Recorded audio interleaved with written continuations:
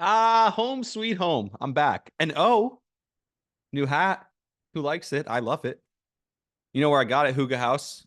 Go check it out. Code Rami, Rami, 15% off your first order. They are the sponsor today for the Rami Levy podcast. And I appreciate everyone who's been buying stuff because I see who's been buying. I don't know who's been buying it, but I see that people are using the code and people are buying it because I get a notification every time someone makes a purchase. So that makes me feel really good. And it means that you guys are watching and paying attention and supporting this channel and this page, and I appreciate that. But send me a picture. I want to start posting, get other people jealous, get other people to buy hats. Again, go to hugahouse.com, buy a hat, use my code RAMI, my first name, for 15% off your order, and then send me a picture of you in your swag or an unboxing video of you getting it, and then I'll post it, and more people will want to buy it as well. So I appreciate you guys, and with that, we get going.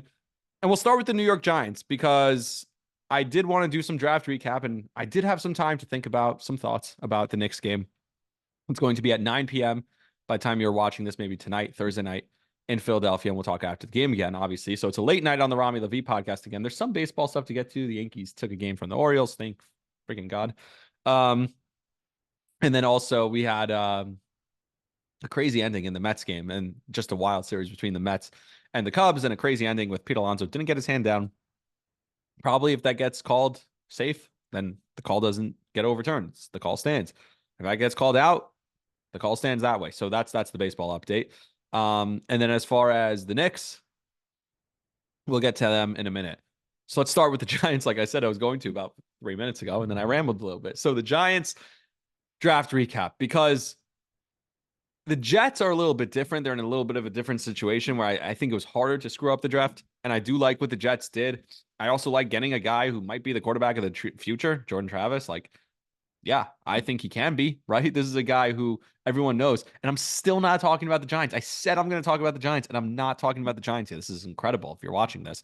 But when I do the timestamps later, I'll put the Giants later. Anyway, the Jets real quick. Like, this was a guy who would have been a first-round quarterback, and then he gets hurt. So is he going to get hurt again? I don't know. Maybe, maybe not. Who knows if he's the same guy, but sit behind Aaron Rodgers for 2 years. It's the perfect project. If he's a 15-year backup, that's a win also because he's a 5th-round draft pick. If he ends up being anything more than a 10-year backup, then that's icing on top. That's what I saw someone said. Stolen line. I forget who said it. Maybe my guy, Will Parkinson, probably. Sounds like something pragmatic, he would say. So in regards to the Jets, we'll talk more about that maybe on the Jet podcast with Bilal. So we'll do that, some of that there. But the Giants, as I get to the New York Giants finally, to me, they made a huge mistake in the draft by drafting arguably the best player in the draft. And this is another scenario, and they've done this before, where you took a great player, not just a good player, but a great player, and yet you probably screwed up your franchise. Because just like we saw with Odell Beckham Jr., and just like we saw with Saquon Barkley with the New York Giants, it doesn't matter how good the player is. Yeah, you could root for your player. You could be happy, Giants fans. Woo, we got Malik Nabers, the best wide receiver in the draft, arguably. He's going to run around. He's going to score touchdowns. Whippy. It's not going to lead to winning. You're not winning any football games because of Malik Nabers. I'm sorry. You might win some, but this is the problem. This is what happens in the NFL. It's a win now league. It's a results league.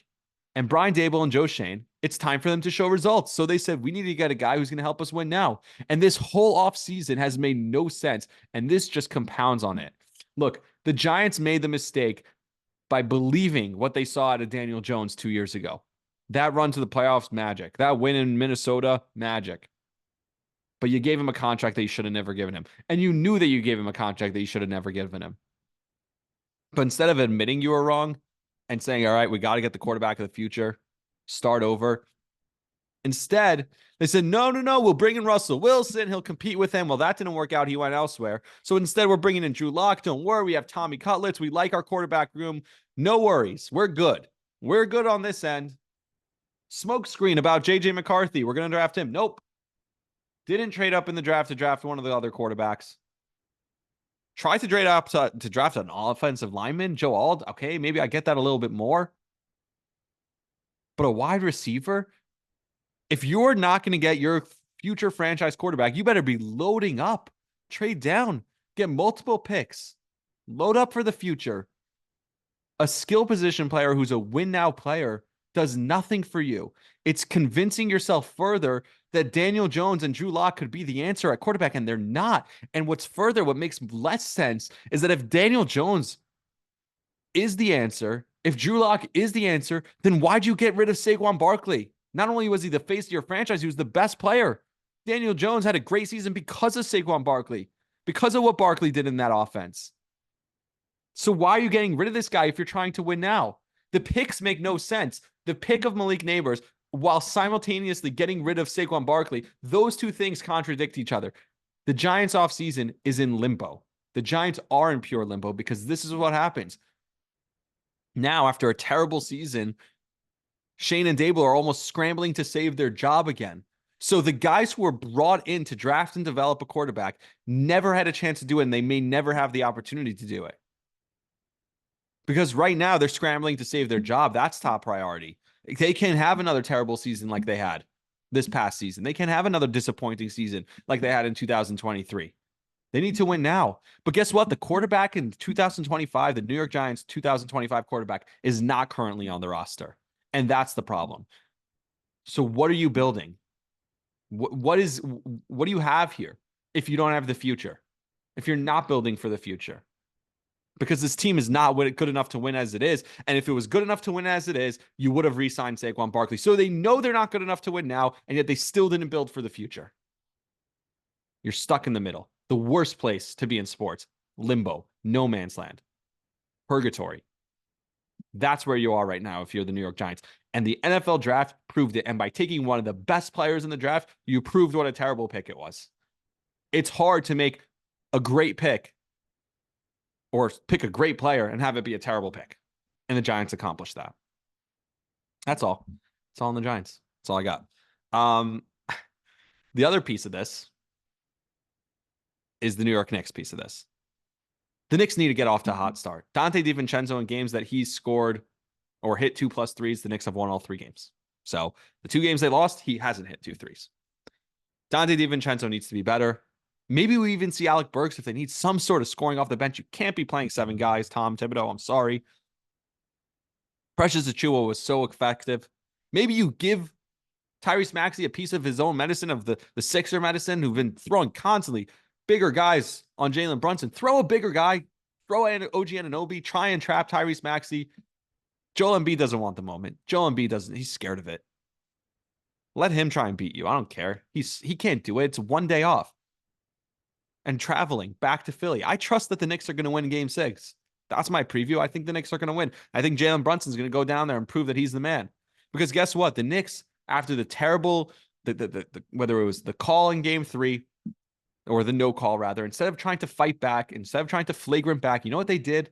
They said, we're better than you. We'll rise above it. That's what the Knicks have kept doing all series.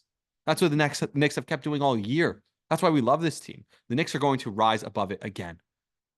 4 missed calls that all went the Sixers' way at the end of Game 5. You think the league doesn't want the Sixers and Knicks series to go further? I bet they want it to go 7. The Knicks are going to have a lot stacked against them. But you know where they have going for them? The game starts at 9 p.m. The Knicks haven't been getting going in these games till halfway through the second quarter anyway. 9 p.m. start might be the perfect thing. Now you could say, hey, maybe we should be starting Deuce McBride in these games because it seems like they get going once he's on the floor. Maybe, but no. DiVincenzo's got to get going. You're not going far in the playoffs anyway if DiVincenzo's not what he was for you this season. So, look, it's even now. The scales are even out. I know probably the referee's bad call scale is tipped heavily still in the Sixers' favor. If you think Game 1 went the Knicks, Game 2 went the Knicks' way. Game 3 definitely went the Sixers' way with Embiid should have been out of that game. Instead, he goes on to score 50 points. Game 5 obviously goes the Sixers' way. Missed travel call, missed foul on Brunson. Hart didn't step out of bounds, or a couple other things. So it's tilted a little bit towards the Sixers now. You're right. Maybe it'll even out. Maybe it won't. Rise above it. That's what the Knicks have done. Go do that in Philly in Game 6. All right, that's all I got for you today. Buy the hat. You like it. It's cool. There's some other cool stuff. T-shirts are coming out with some other merch like sportswear, shorts, T-shirts, stuff like that. So a whole lot of stuff coming. Hugo House. Use code Rami. Until next time, Rami LV Podcast. Like, subscribe, share it. Love you guys. See ya.